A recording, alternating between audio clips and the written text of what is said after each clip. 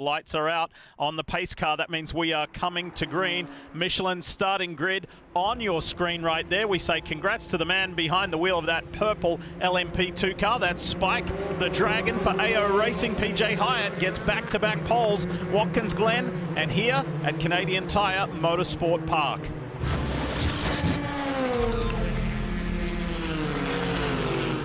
What a monster lap he put together late in qualifying. The last lap flyer. Start's going to be so important. You're going to tip it into turn one at over 100 miles an hour. There's a little argy-bargy there touching on the run to the green. Dan Goldberg is all fired up in that United Autosport car, the blue and red one. The Chevrolet Grand Prix is underway here at Canadian Tire Motorsport Park. Great jump from PJ Hyatt from the pole position. Now you're going to keep an eye out for the BMW of Neil Verhagen on the left of your screen, down the bottom there, as he gets the jump on Aaron Tielitz. Great start by our two pole sitters. You see the action as the LMP2 cars steam down the hill. That's turn three you're looking at right there on screen as the GTD field hit turn two. Already some early positional changes, but certainly not for the overall. PJ Hyatt has taken off. Touch there between the Corvette and the BMW. That was really dicey there at high speed, and the tyres aren't completely in their window right yet in terms of pressures or temperature. Here comes the FAF Lamborghini there also in the mix. So they stretch their legs, the P2 prototypes, up the back part of this circuit, this 2.5 mile circuit. And it's PJ Hyatt over Dan Goldberg and Stephen Thomas, then Jeremy Clark, and then George Kurtz. About 165 miles an hour as you tip it into turn 8. Beautiful sequence of corners here to finish off the lap. It's a quick lap here at CTMP. It is crazy to think that this AO Racing LMP2 program is yet to win in IMSA WeatherTech competition. The team manager, Gunnar Jeanette, said hopefully we can convert this pole to a win today. The Lamborghini and Corvettes go at it at the end of the opening lap. Caldarelli for the home squad here. FAF Racing is making some early. Oh, there's a problem. A spin in the middle of the field. Looks like as Danny Formel has got tipped around coming out of turn 9. And the Triassi Ferrari. It is not a good scene for John Ferrano in the Tower Events number 8. This is another Canadian driver in this field, one of the 9 in this race today.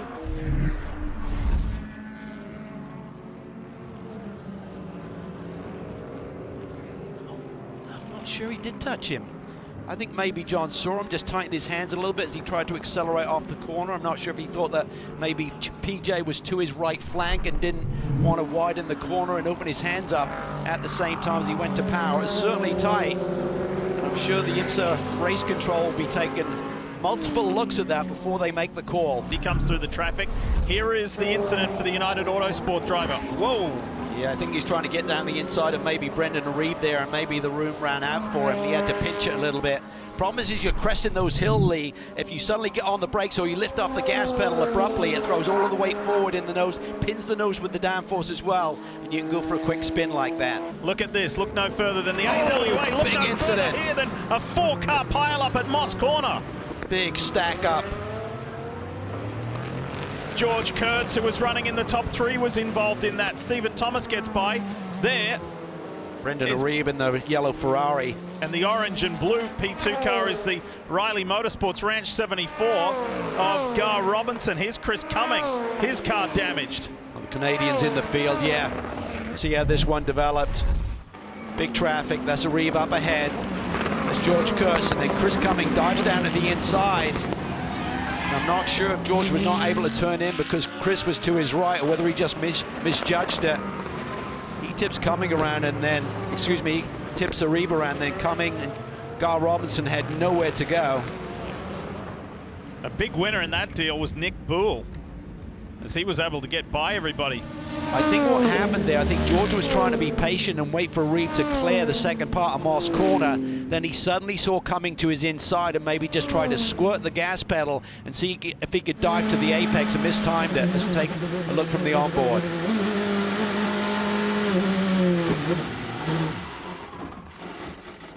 Yeah, I think he just felt the pressure from the inside there. I think Cumming was taking advantage of George just kind of holding station there a little bit, just wanted to let Ferrari get through the corner and then tackle him going up the straightaway. But it all just went wrong in a heartbeat.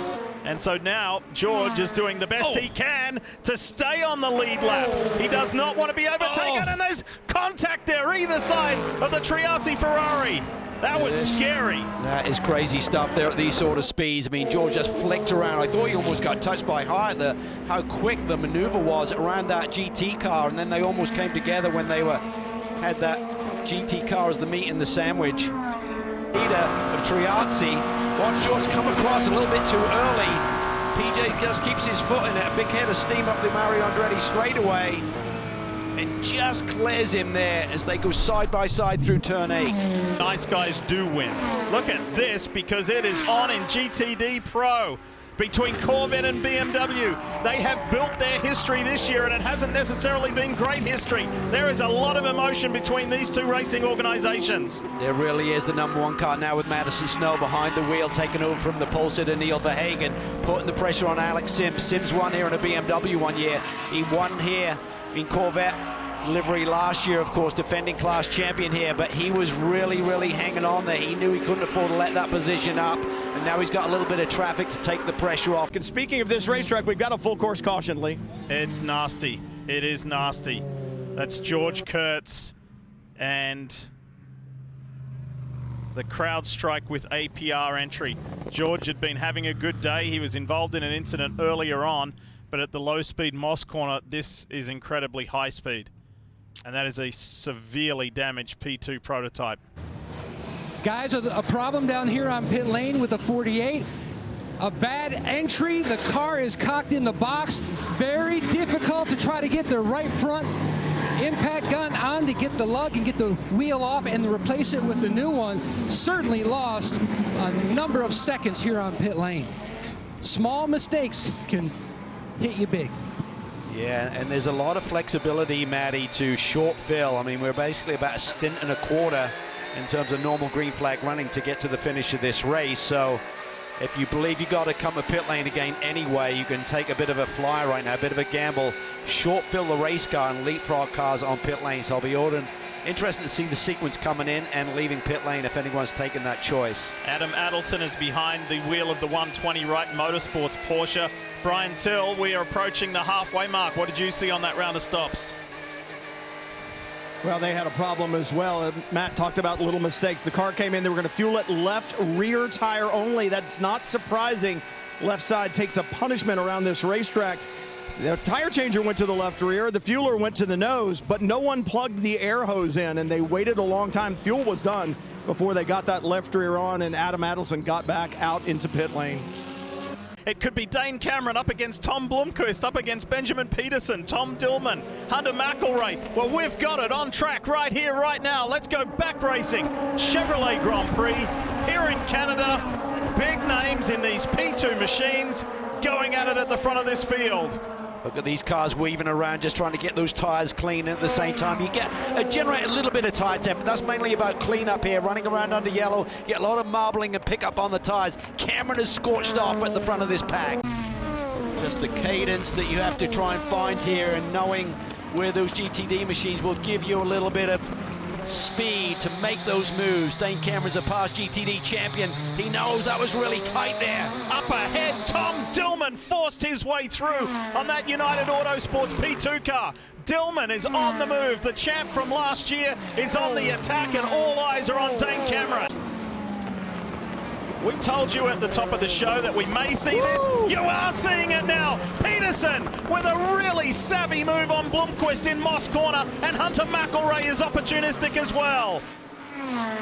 Canada, meanwhile, up front, you saw what that traffic did to Tom Dillman's pursuit of Dane Cameron. Dane was able to get by the traffic in a more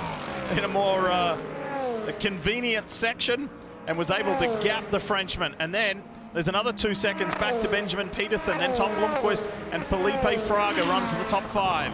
Peterson has been super impressive. We expected these sort of performances from Cameron, Dillman, Blomqvist and Fraga, etc. But Peterson does not have a ton of prototype experience. He's done an amazing job here. Lexus biggest movers, and we've just been talking about Mario Farnbacher. Up 8 positions. Lauren Heinrich up 7. And he is good to go at the finish here, Lee. He should be good to go in terms of winning time that last pit stop. You're back timing these races as to when the checkered flag will fall, what your fuel range is, and at that point, you hit pit lane. New race leader. It's the winner from a year ago, Tom Dillman. Can he drive all the way to victory lane? Blue flags waving everywhere as the United Autosports 22 of Tom Blomqvist. Oh, Farnbacher! This is that moment gets into barriers. Wow! This is a car that could have had the victory this afternoon, and that has all just disappeared in a moment. Just had that little bobble, they got into the marbles, and even someone as skilled and experienced as Mario Farnbacher just couldn't get it back together. About yellows here in the later stages of this race historically. So here comes Blomqvist and McElrea. Tom's clear, Hunter's right there. A little bit, gets squeezed a little bit, and I think when he tried to tighten his hands up, he suddenly lost the rear and had to correct it, and before he knew it, he was offline in the marbles, Lee. And this late in the race is really treacherous there, offline. Here's the view from Philip Ellis. Watch there, see how he gets squeezed, and there may have been a brush actually, as McElroy is given chase there and just kind of came across online, and Mario couldn't tighten his hands up anymore. Who got their tires prepped the best as we get ready for green here? Dillman will lead them away. Cameron in the purple Dragon right behind him. Tom Blomqvist will have another shot. The bright yellow car, Hunter McElrea, Felipe Fraga, Ben Hanley, there's the green. Let's do it. Let's finish this off. After the second full course caution, the P2 cars whip up to speed. Oh, there's a car off and on, one of the Paul Miller Racing BMWs, I believe, there in the backdrop. Sure was. Went wide, it's the 48. It's going to get really feisty here in the final stages of this race. There's Robbie Foley trying to make a move around the outside aboard the 021, and Dillman's off. He's off the road. The race leader has lost it. Can you believe it? There will be no defense of the victory of a year ago for the Inter-Europol driver. Yeah, there's going to be a yellow, Lee. Caution is out. When in control Big and time. in command, that is a nasty crash. And this is the crash that brings us under this latest full course caution. Heavy, massive impact for Tom Dillman. Yeah, really bizarre situation there. He's on the identical line to what Dane Cameron was doing right behind him. So I assume it was a technical issue with the race car in terms of the suspension potentially. As you see the top category here, LMP2, Hunter McElrea, while he's third at the moment, that will be a post-race penalty assessed. We already know that. He was meant to do a drive-through if the race remained green, so that'll change the order, and it will elevate the 74 Riley Motorsports car and Felipe Fraga and Gar Robinson to a podium spot. Checkered flag is out. It's at a slower pace, but AO Racing wins in LMP2 for the very first time. Dane Cameron and PJ Hyatt here in Canada.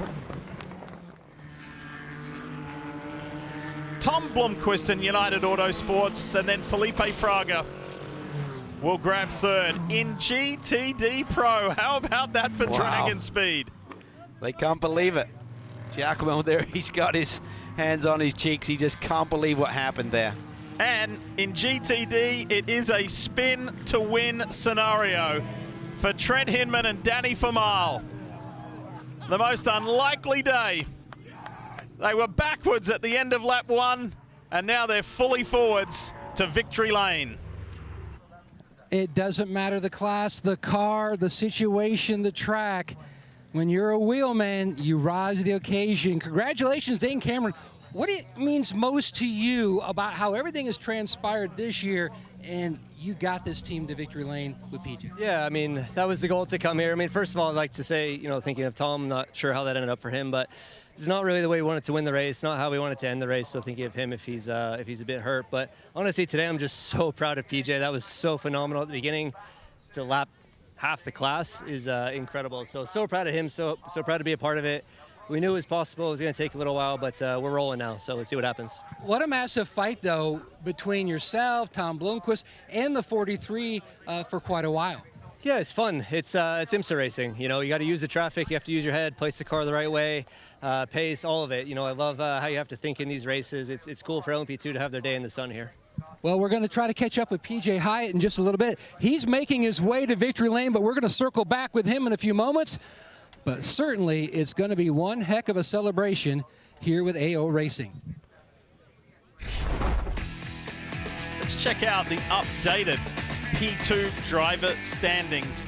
And there is pressure being mounted on Dan Goldberg, who now leads by himself because, of course, Paul DeResta not here today. He's got the AO Racing guys zeroing in. Yeah, maximum point score. There's bonus points in qualifying now, so they got that yesterday with the pole position for PJ Hyatt. Then a maximum point score of 350 today for the win, so they're closing in.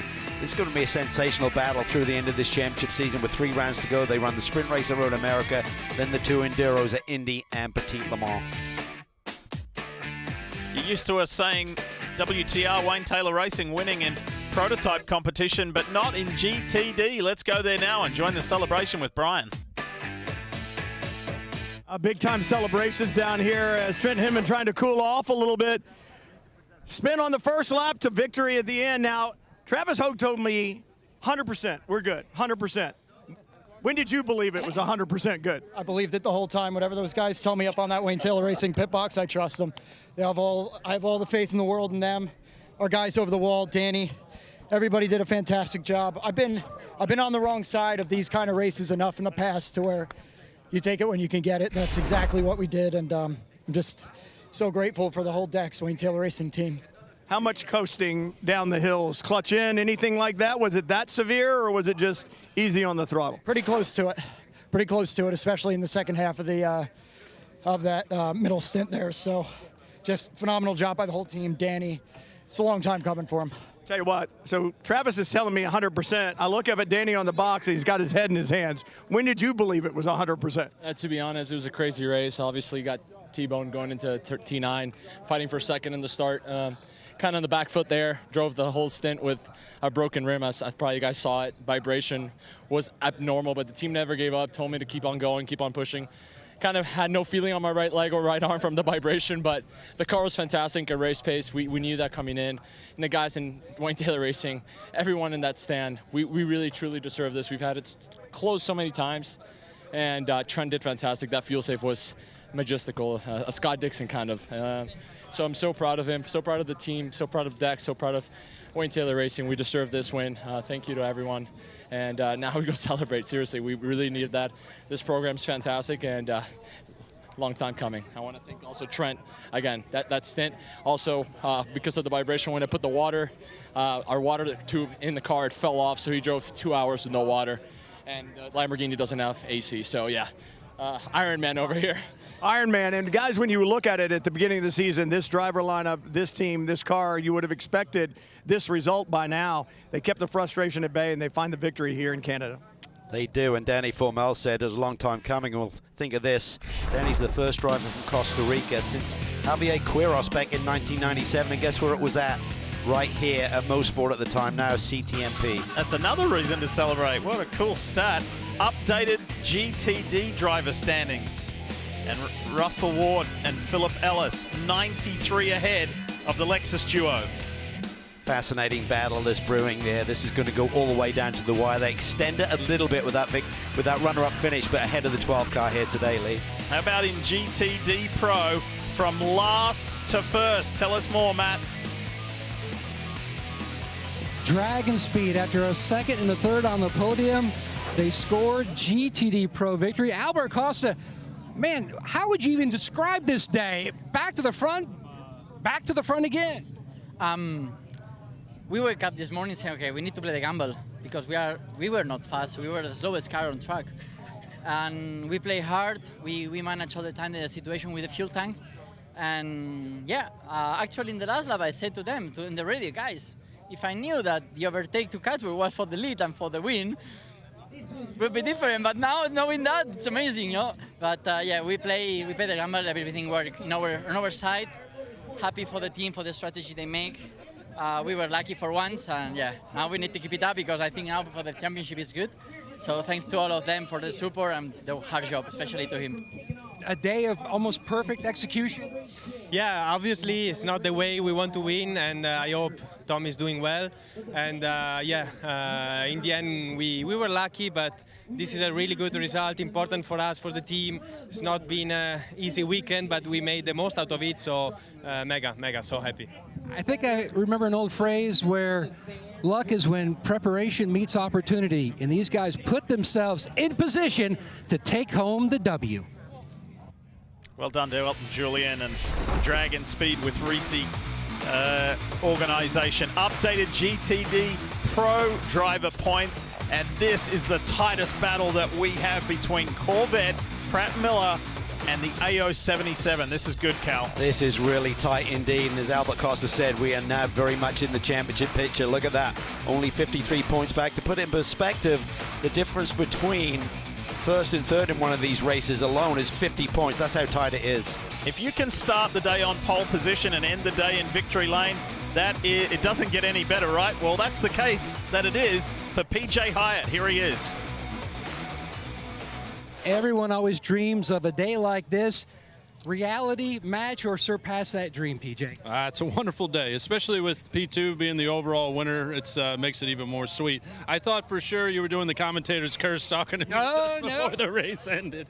And I was like, oh, here we go. He did jinx it, but no, it ended up working out perfectly. So, yeah, couldn't be happier.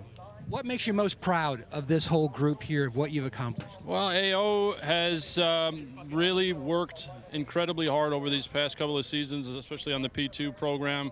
To see our fellow garage mates do so well in the GTD Pro car. Rexy won the championship last year. I think it was time for a little spike love on the other side of the garage, and this is a testament to all of the incredibly hard work on the P2 side. Certainly a lot of spike love now. They're going to celebrate a W overall win in LMP2 here at CTMP.